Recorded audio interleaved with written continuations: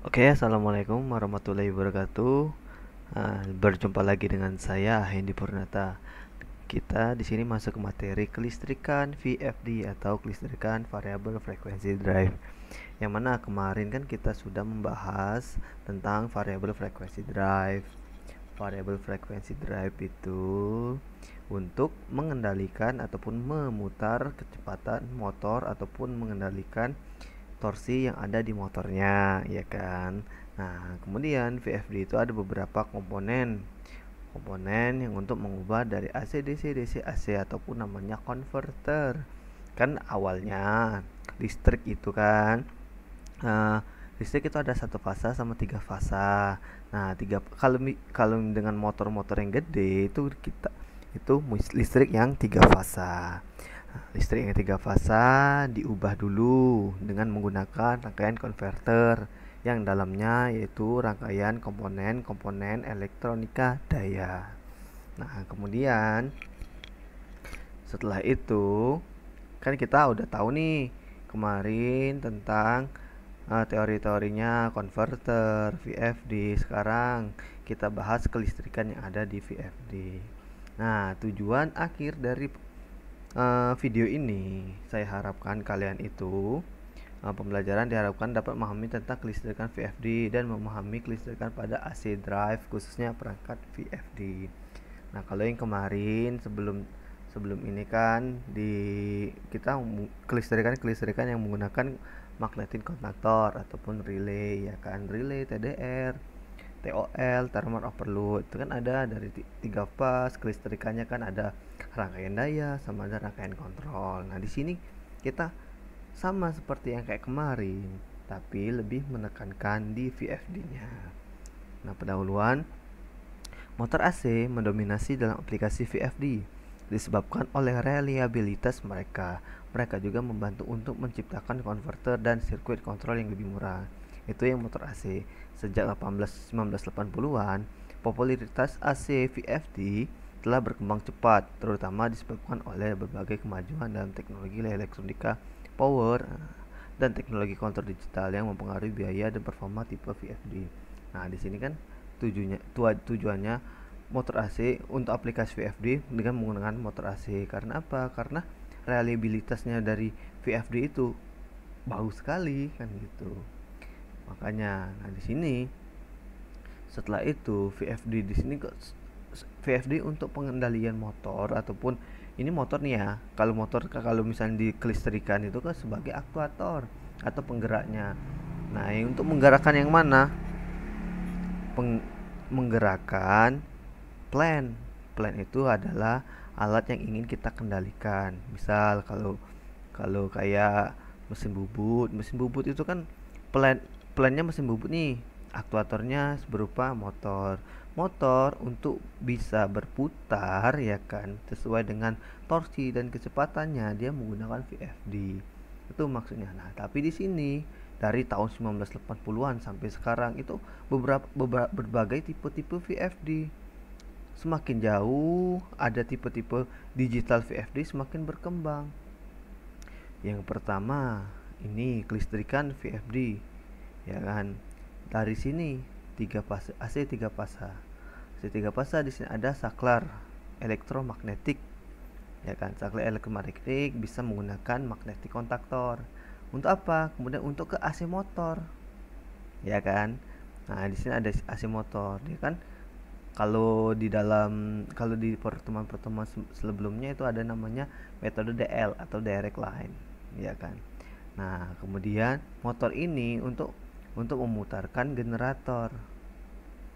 Generator generator apa? Mengubah dari AC motor ke generator DC untuk membangkitkan generator DC. Biar apa? Sinyalnya sinyal DC di sini. Nah, kemudian sinyal DC ini bukan AC, bukan ini lagi kan, bukan bukan AC ya, DC. DC di sini ada arus yang lewat. Perbedaan potensial ada tegangan yang lewat. Untuk apa? Untuk gerakan DC motor lagi, ya kan? Nah, di sini DC motor. Nah, di sini ada medannya. Medannya ini kita kendalikan. Ini dari awal tipe yang pertama dari VFD, kita kendalikan medannya. statornya, ya kan kita kendalikan. Biar apa? Biar driver mesin ataupun VFD tipe VFD yang pertama baru terbuat. Ini awalnya menggunakan apa? Menggunakan DC generator. Kemudian ada yang namanya rangkaian thyristor rectifier. Nah, kemarin kan kita sudah jelaskan beberapa komponennya.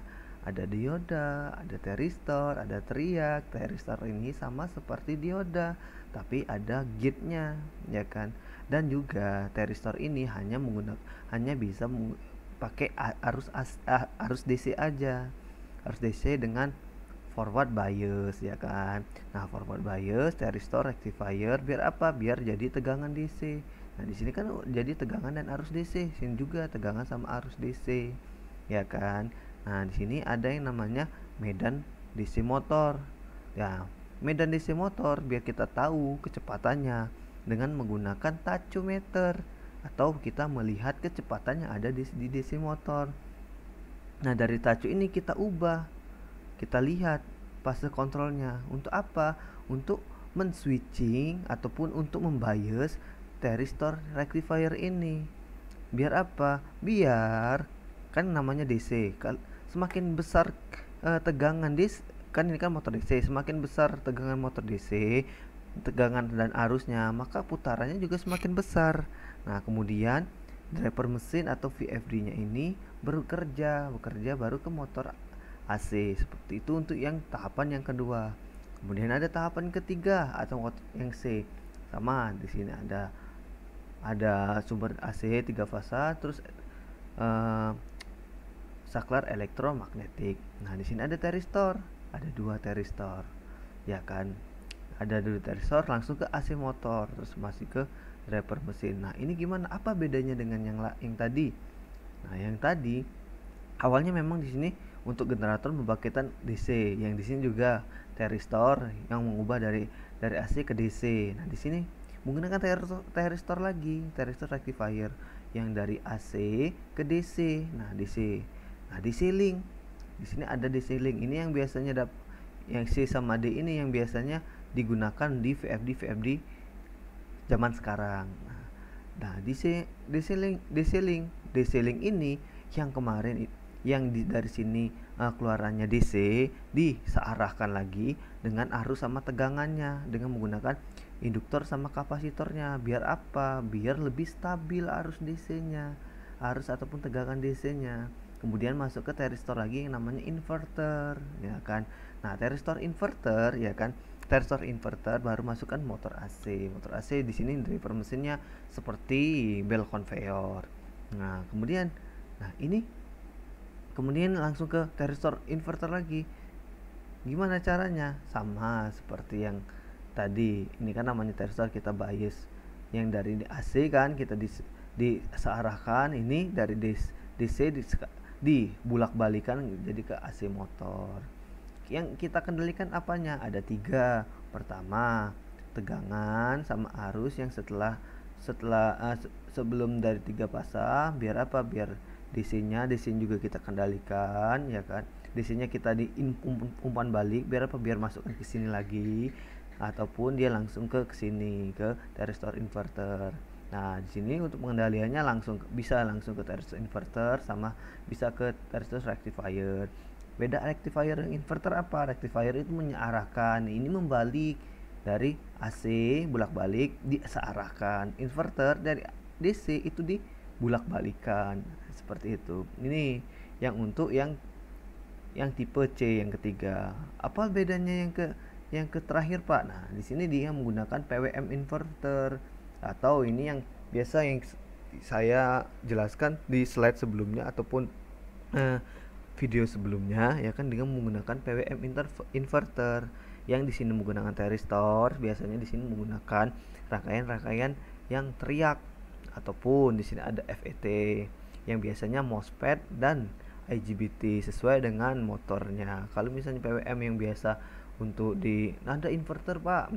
Inverter yang untuk di solar cell ke inverter dia menggunakan yang MOSFET. Kalau yang untuk motor AC 3 fasa dia biasanya menggunakan IGBT atau namanya Insulate Gate Bipolar Transistor. Nah, di sini yang kita kendalikan itu DC-link sama PWM-nya. DC-link untuk ke PWM. Jadi, kalau misalnya di PWM inverter ini seberapa besarnya DC itu sesuai dengan tegangan seberapa besar tegangan DC itu sesuai dengan tegangan keluar dari inverter, yaitu dengan sinusnya. Nah, di sini kita kendalikan sesuai dengan switchingnya. Biar apa? Biar frekuensi dari inverter ini yang bervariasi, yaitu namanya VFD, Variable Frequency Drive. Ini beberapa penjelasan yang tadi yang sudah saya jelaskan ya, bisa kalian baca. Nah, di sini untuk pengontrolan motor, di sini kan ada motor AC sama motor DC. Yang motor AC itu AC VFD modern yang kemarin yang D yang saya jelaskan tadi, dengan mengendalikan atau mengkontrol flux vector. Ada namanya flux vector, yaitu yang mana di dalam motor itu kan ada gelombang sinusoida. Nah, sinusoida itu ada yang namanya flux vectornya. Nah, di situ kita mengendalikan flux vectornya.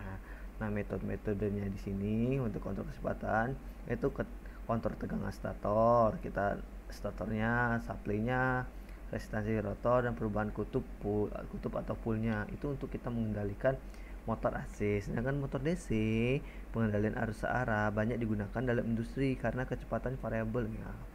Regulasi kecepatan yang baik, pengereman, dan kemampuan kebalikannya. Metode kontrol kecepatan adalah sebagai berikut: kontrol tegangan armatur dan kontrol field flux. Nah, ini yang biasanya menggunakan di dalam arus arah, tapi di arus arah dalam menggunakan yang di industri yang kecepatan yang variabel kan kayak gitu. Tapi apa? Tapi banyakkan motor AC atau motor DC ya, tergantung industrinya.